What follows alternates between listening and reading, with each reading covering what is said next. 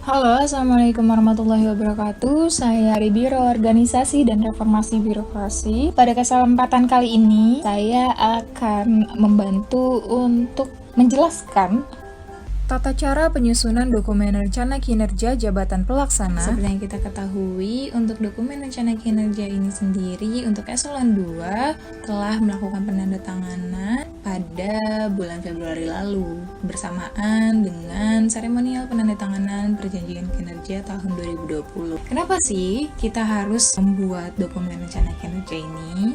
Karena sesuai dengan pergubnya di Pergub nomor 18 tahun 2020, di mana dokumen rencana kinerja ini merupakan dokumen yang akan kita janjikan setiap tahunnya dengan target yang lebih spesifik, yaitu triwulan. Rencana kinerja atau dokumen yang biasa kita sebut dengan Renkin, eselon 3, 4, dan pejabat pelaksana ini terdiri dari 3 sumber data, yaitu ESAKIP, MONFKSD, dan EKI, di mana ESAKIP ini merupakan perjanjian kinerja untuk jabatan eselon. Kemudian MONFKSD juga merupakan SD yang diturunkan dari eselon 2 ke pejabat eselon. Kemudian untuk e-kinerja ini merupakan lain-lainnya di luar dari Perkin dan KSD yang biasa kita sebutkan khusus dan sasaran operasional itu di dalam mungkin eselon 2, di mana sasaran khusus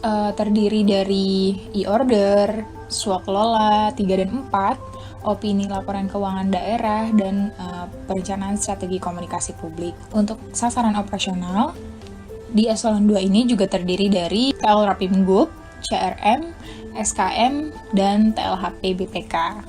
Nanti apabila diturunkan ke dalam eselon 3 dan 4-nya, itu bisa disesuaikan dan dimodifikasi sesuai dengan kalimat yang sesuai dengan lingkup atau cakupan dari masing-masing pejabat.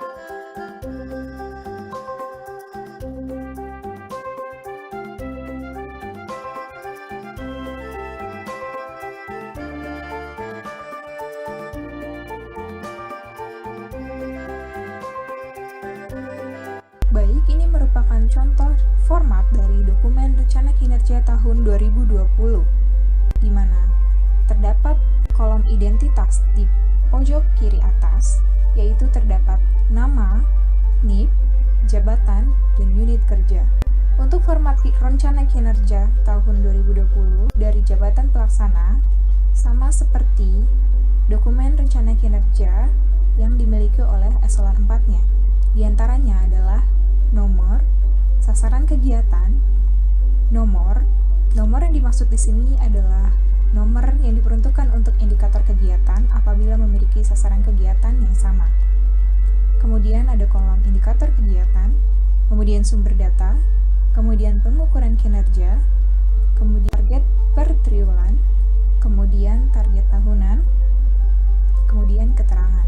Dan di bawahnya terdapat kolom penandatanganan antara yang membuat dokumen rencana kinerja dan juga pejabat penilai dari dokumen rencana kinerja tahun 2020 ini. Kita masuk ke dokumen rencana kinerja eselon 4. Ini merupakan salah satu contoh daripada dokumen rencana kinerja eselon 4, di mana dokumen rencana kinerjanya ini terdapat beberapa indikator kegiatan. Yang pertama, terkait dengan sumber data ESAKIP.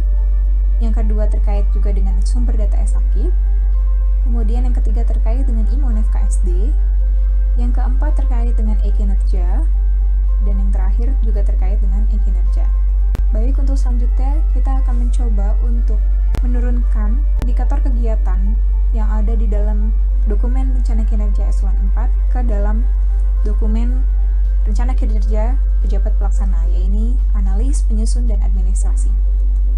Ini merupakan contoh dari sasaran kegiatan yang pertama, yaitu terkait dengan kegiatan sosialisasi dengan sumber data e-Sakip. Di sini terdapat target 1 laporan di dalam triwulan yang pertama.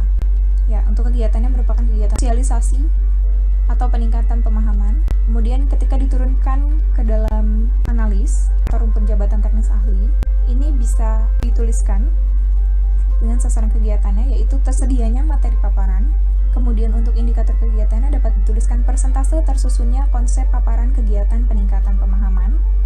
Kemudian untuk sumber datanya e-kinerja. Kemudian untuk pengukuran kinerjanya konsep yang siap di SCC oleh atasan langsung. Dengan target per triwulannya hanya ada di triwulan yang pertama, yaitu 100%. Untuk sumber data, pada jabatan pelaksana hanya terdapat e-kinerja saja, karena jabatan pelaksana tidak memiliki perkin atau perjanjian kinerja dan juga non-FKSD. Kemudian untuk penyusun, untuk sasaran kegiatannya dapat berupa tersedianya bahan penyusunan konsep paparan. Kemudian untuk indikator kegiatannya dapat berupa persentase penghimpunan bahan-bahan konsep paparan kegiatan peningkatan pemahaman.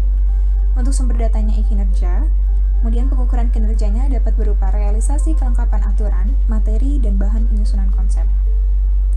Untuk target per triwulannya, di sini hanya terdapat pada target triwulan pertama, yaitu 100%. Masuk ke pengadministrasi. Di sini sasaran kegiatannya dapat berupa terdistribusinya surat undangan kegiatan peningkatan pemahaman. Kemudian indikator kegiatannya dapat berupa persentase surat undangan peningkatan yang terdistribusi. Kemudian untuk sumber datanya tetap kinerja. Dan pengukuran kinerjanya dapat berupa surat undangan yang terdistribusi dibagi jumlah undangan yang diundang dikali 100%. Dengan target triwulan di triwulan yang pertama, dengan target tetap pada triwulan yang pertama, yaitu 100%. Selanjutnya, untuk sasaran kegiatan yang kedua, yaitu terkait dengan kegiatan penyusunan Rapergub. Di sini untuk target triwulannya terdapat pada triwulan yang keempat, yaitu dengan target 100%. Masuk ke analis, untuk sasaran kegiatannya dapat berupa tersedianya draft Rapergub. Kemudian untuk indikator kegiatannya dapat berupa persentase terselesaikannya draft konsep Rapergub. Kemudian sumber datanya tetap e-kinerja. Pengukuran kinerjanya dapat berupa draft Pergub yang telah sesuai dengan aturan. Kemudian untuk target per triwulannya tetap ada di triwulan yang keempat, merujuk kepada target triwulan eselon 4-nya dengan keterangan persentase. Masuk ke penyusun, untuk sasaran kegiatannya dapat berupa tersajinya bahan penyusunan draft Rapergub. Kemudian indikator kegiatannya dapat berupa persentase kelengkapan penyusunan draft Rapergub. Kemudian untuk sumber datanya berupa e-kinerja. Kemudian untuk pengukuran kinerjanya, yang pertama ketersediaan aturan yang mengatur. Kemudian yang kedua, ketersediaan aturan yang memiliki keterhubungan. Kemudian yang ketiga, bahan-bahan lainnya terkait substansi Rapergub. Dengan target triwulan ada di triwulan yang keempat, yaitu persentase. Masuk ke pengadmin. Sasaran kegiatannya dapat berupa terdistribusinya surat undangan kegiatan peningkatan pemahaman. Untuk indikator kegiatannya dapat berupa persentase surat undangan peningkatan yang terdistribusi. Sumber datanya tetap e-kinerja. Pengukuran kinerjanya dapat berupa surat undangan yang terdistribusi dibagi jumlah undangan yang diundang dikali 100%. Kemudian, target per triwulannya ada di triwulan yang keempat, yaitu dengan keterangan persentase. Masuk ke sasaran yang ketiga, yaitu terkait dengan pelaksanaan rencana aksi KSD. Di sini terdapat dua target triwulan, yaitu yang pertama adalah target triwulan pertama dan target triwulan yang kedua. Di mana untuk target triwulan yang pertama yaitu 100% dan target triwulan yang kedua adalah 100% dengan keterangan persentase. Atau di B03 terkait dengan kegiatan pembinaan. Kemudian untuk kegiatan yang ada di triwulan yang kedua atau di B06 terkait dengan kegiatan MONEF. Masuk ke dalam rencana kinerja analis. Di sini dapat dituliskan berupa sasaran kegiatannya yaitu terselesaikannya pelaksanaan renaksi terkait pembinaan. Kemudian untuk indikator kegiatannya dapat dituliskan persentase pelaksanaan PD yang dilakukan pembinaan pada renaksi B03. Sumber datanya tetap e-kinerja walaupun sumber data di eselon 4 yang merupakan yang MONEF KSD. Kemudian untuk pengukuran kinerjanya dapat berupa target disesuaikan dengan target capaian renaksi KSD. Dengan target triwulan ada di triwulan yang pertama dengan keterangan persentase. Kemudian masuk ke penyusun, sasaran kegiatannya dapat berupa tersajinya bahan kegiatan pembinaan. Kemudian indikator kegiatannya dapat berupa persentase penghimpunan data-data terkait dengan pelaksanaan kegiatan dari renaksi KSD. Dengan sumber data tetap e-kinerja. Kemudian untuk pengukuran kinerjanya dapat berupa jumlah PD yang dilakukan pembinaan dibagi jumlah PD yang akan dibina dikali 100%. Dengan target triwulan, sama seperti eselon 4-nya ada di triwulan yang pertama dengan keterangan persentase. Masuk ke pengadmin, untuk sasaran kegiatannya dapat berupa tersedianya kelengkapan administrasi kegiatan pembinaan yang sesuai jadwal. Kemudian untuk indikator kegiatannya dapat berupa persentase kelengkapan administrasi kegiatan, sumber data tetap kinerja. Untuk pengukuran kinerjanya dapat berupa surat undangan, surat tugas pembinaan. Target triwulannya tetap ada di target triwulan yang pertama dengan keterangan persentase. Ini merupakan contoh keseluruhan dari format dokumen rencana kinerja untuk jabatan pelaksana, di mana untuk sasaran kegiatan di nomor 1, 2, 3, dan 4 ini merupakan turunan dari indikator kegiatan eselon 4. Apabila nantinya jabatan pelaksana hendak menuliskan tugas dan fungsi, bisa diletakkan di bagian bawah setelah kegiatan turunan daripada eselon 4-nya. Ini bisa diambil dari SOTK, PD atau UKPD-nya, atau bisa diambil langsung dari Peraturan Gubernur Nomor 1 Tahun 2017 tentang Jabatan Pelaksana. Di bagian bawah juga terdapat kolom penandatanganan antara yang membuat dokumen rencana kinerja ini dengan pejabat penilainya. Baik, terima kasih atas perhatiannya. Kurang lebihnya mohon maaf. Wassalamualaikum warahmatullahi wabarakatuh.